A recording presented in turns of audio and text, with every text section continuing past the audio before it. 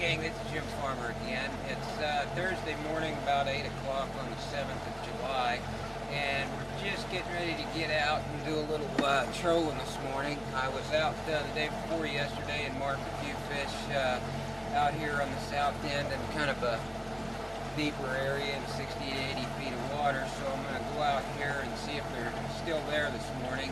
A little bit of the tackle that I'm going to be using this morning, I want to show you guys. On my lead core here on the left side, I'm going to be using 1 ounce horsehead jig. This is a seahorse horsehead, and I've put a castaway curl tail on the bottom of it. I've got a willow blade on it, size 3 willow blade, and we're going to troll that around. It seems like the chartreuse has been a good color for me early in the morning. You have to bear with me, I'm trying to drive here as I talk.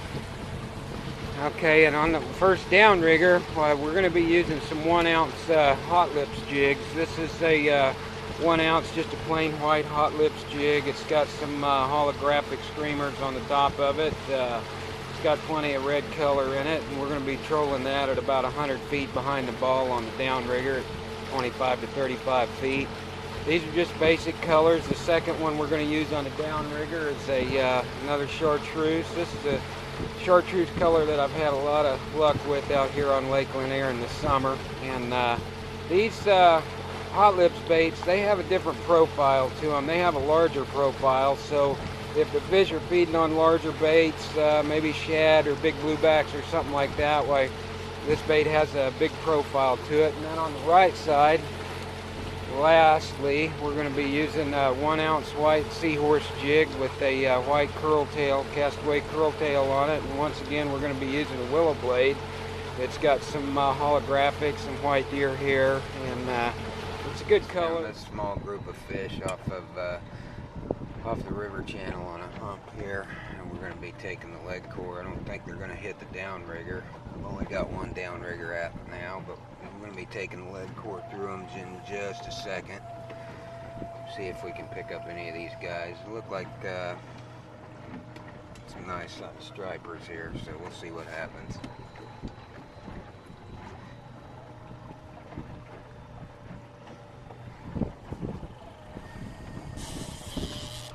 Up on the downrigger.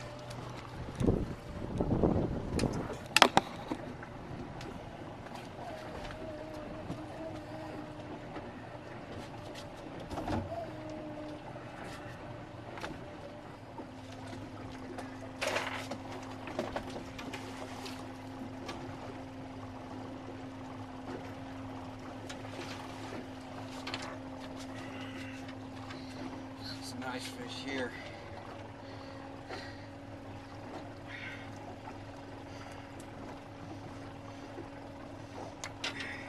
Got him on the hot lips. Nice fat striper. In the summer, there's a couple different ways these stripers feed.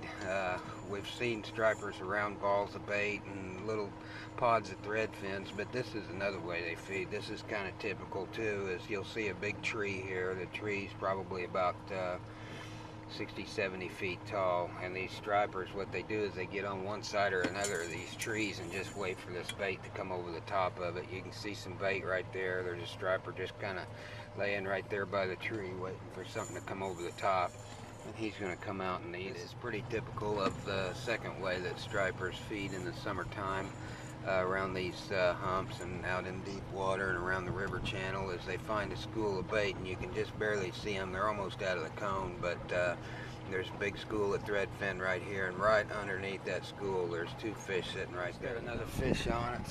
One of these guys right here just coming off this point. Got him on the lead core, and that's a monster bucktail. Let's get him in.